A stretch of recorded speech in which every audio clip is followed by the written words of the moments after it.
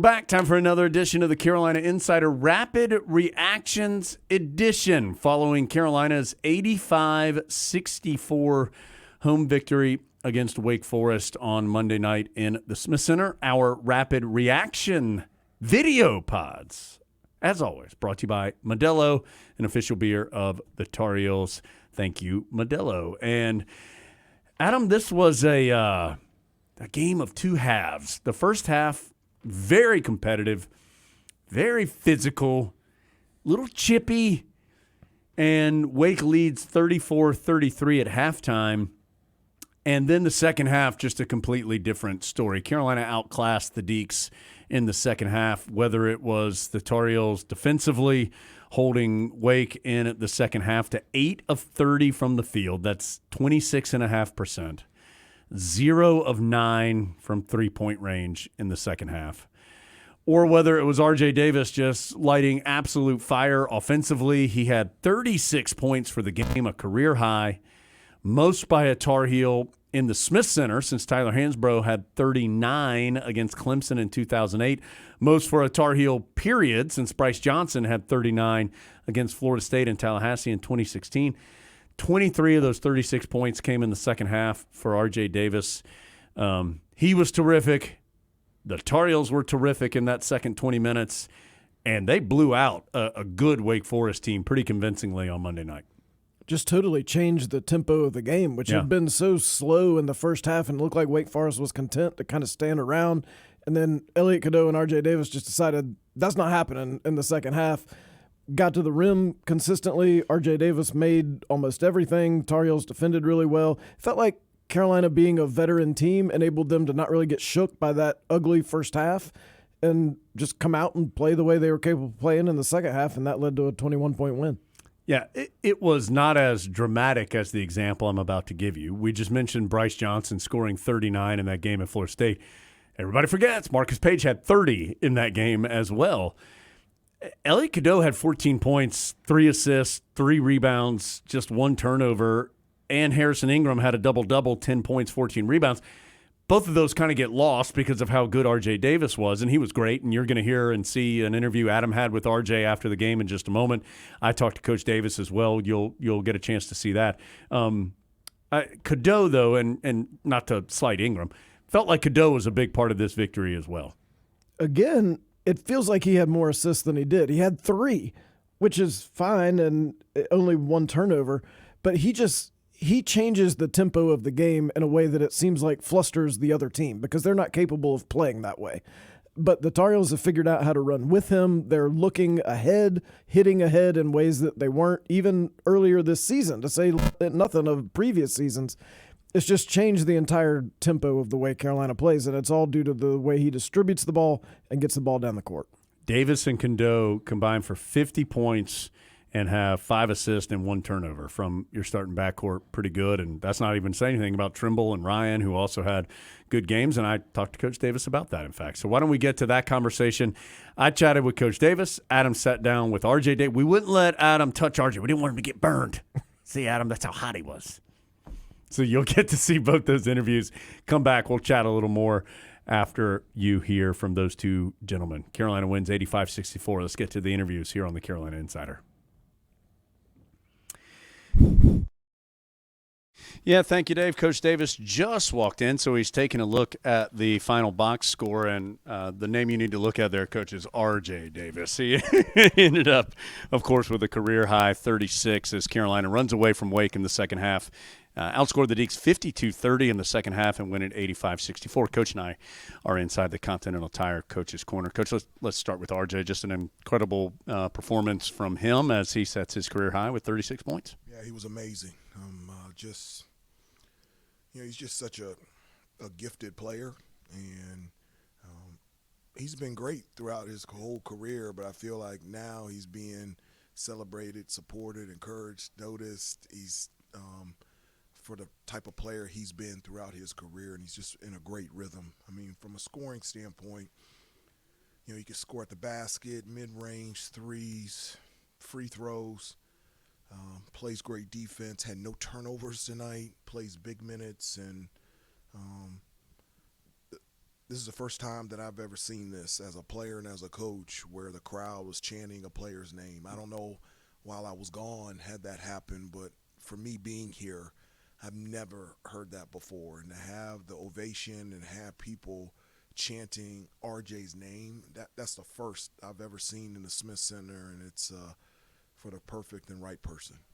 Coach, it felt like obviously RJ was the headliner, but your backcourt in total was very good tonight. Elliot Cadeau adds 14 points, 3 assists, 1 turnover. Seth Trimble came in and played terrific defense. Cormac Ryan with his normal solid game. It felt like your backcourt was the difference this evening. Well, I felt like our backcourt was really good. Wake's backcourt is really good, so our backcourt needed to be good.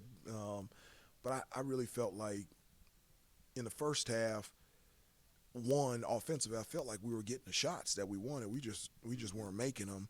And then defensively, I felt like our mistakes allowed them and put them in situations to score. In the second half, we stepped it up defensively. I mean, I think we held them to 26% from the field in the second half. Like, that's what I keep telling the guys. If we defend, we rebound, take care of the basketball, that puts us in a really good position, and that bleeds to the offensive end. And then we started getting out in transition, attacking the basket, and then RJ, and then that big three by Cormac. It was really good. I was going to mention the transition. Felt like the pace of the game picked up substantially in the second half. Your team finishes with 15 fast break points to just 1 for Wake Forest. Yeah, I felt like we could get out in transition, but we needed to get stops. In the first half, we didn't get enough stops, especially when we went up 8. From that point on, from a defensive standpoint, I just didn't think we were tied together. And then in the second half, it was real. I mean, we were getting stops and getting out on a break. All 5 guys were running, pushing the ball, and we were getting anything at the rim or wide open threes in transition, and also getting fouled and getting to the free throw line. You've talked about rebounding a bunch, 43-30. Your team out-rebounded. I think that's 8 in a row now that your team has out-rebounded the opponent. Yeah, I think it's 9. I think it's 9 games in a row where we have out-rebounded our opponent, and, but this team has made a commitment to defense, and it's made a commitment to boxing out and rebounding. And, when you do those things and you take care of the basketball, it doesn't matter whoever you play, you're going to put yourself in a position to be successful, and that's what these guys are consistently doing. Last thing, Coach, you had the quick turnaround Saturday to Monday. Now you don't play again until Saturday. How do you manage the next couple of days with your guys? Take a deep breath. It's an honor and a privilege, but it's also hard. We played at 2:30 on Saturday and then get back till 10 one day to prep for an outstanding Wake Forest team that was playing with tremendous confidence. And, they had class today. So we had to have shoot around early in the morning. So guys had to go to class in the afternoon. And then we have pregame meal. Then we have a game at 7. And so the next tomorrow is a day off, and they need it, a time away just to catch their breath and relax and get ready for against Florida State on Saturday.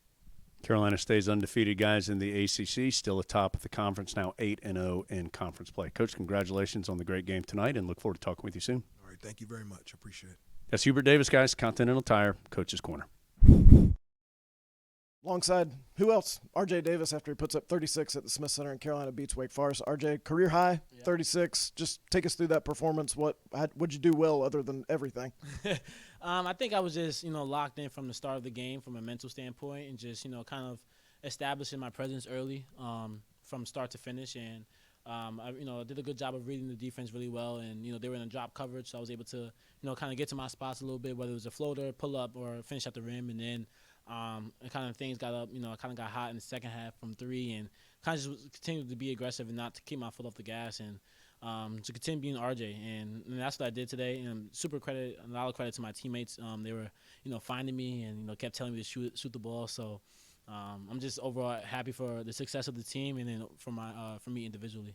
Wake Forest had a 1-point lead at halftime. How were you able to change the tempo in the second half, and you and Elliott have so much success getting to the rim? Yeah, I think we did a poor job in the first half of, kind of guarding their actions, and they got to the point where it was just one-on-one. It was about guarding your matchup, and we took pride in that. We made a stance in the second half, and we was able to get stops and then convert on the offensive end. Elliott did a good job of, getting downhill, finish through contact.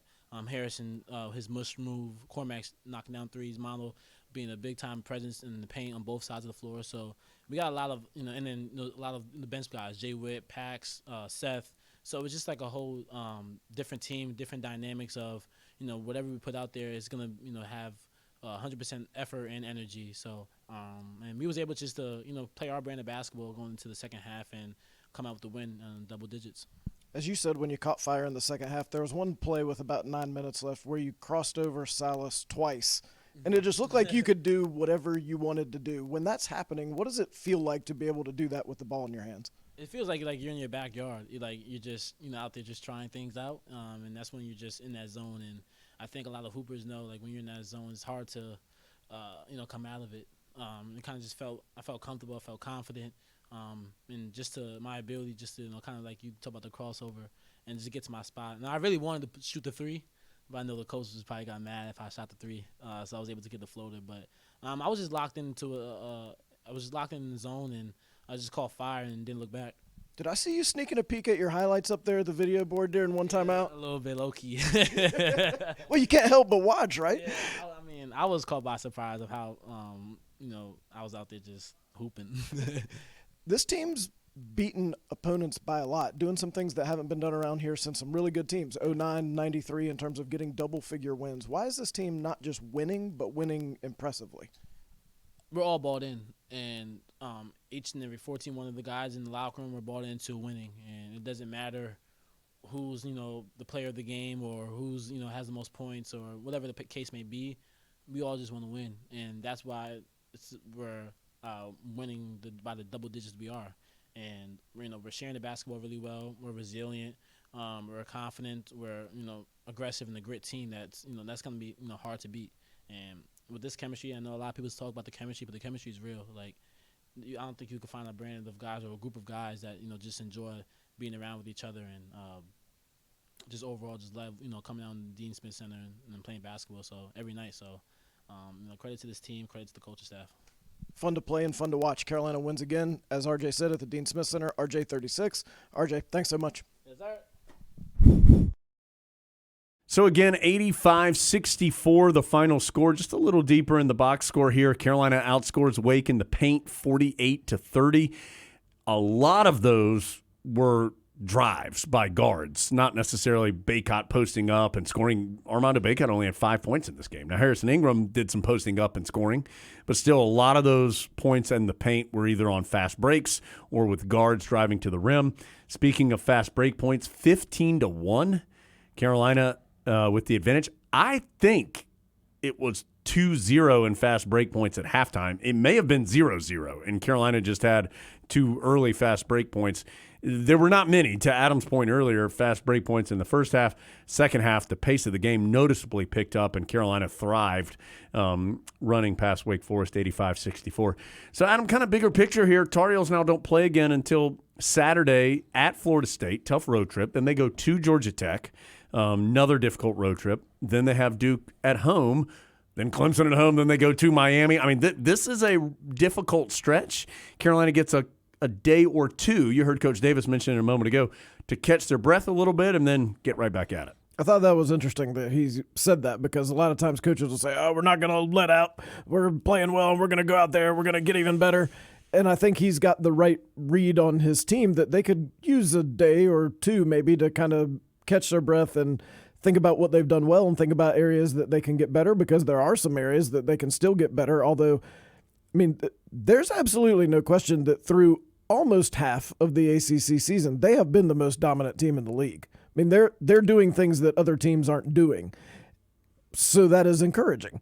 But also, they haven't played some teams yet who right. I think are in that top tier of the league, and there's some things that the Tar Heels can continue to get even better at. Yeah, Carolina 8-0 in conference play atop the ACC. They have led by double figures at some point in all 8 of those games. They have won 7 of those games by 10 or more points. The only one they didn't was Florida State, and they won that one by 8. So, yeah, Carolina's winning and winning convincingly at home, on the road. They've played very well in conference action for sure, and they'll be back at it Saturday against Florida State. Next Rapid Reactions won't be until 2 Saturdays from now after Carolina hosts Duke in the first of the 2 rivalry matchups with the Blue Devils. But for now, Happy day in the Smith Center. Career night for R.J. Davis. He pours in 36 points, and the Tar Heels beat Wake Forest 85-64. That is Carolina's 9th consecutive win this season, 9th consecutive win in Chapel Hill over Wake Forest as well. Heels win by 21. Thanks for joining us on the Carolina Insider Rapid Reactions edition presented by Modelo.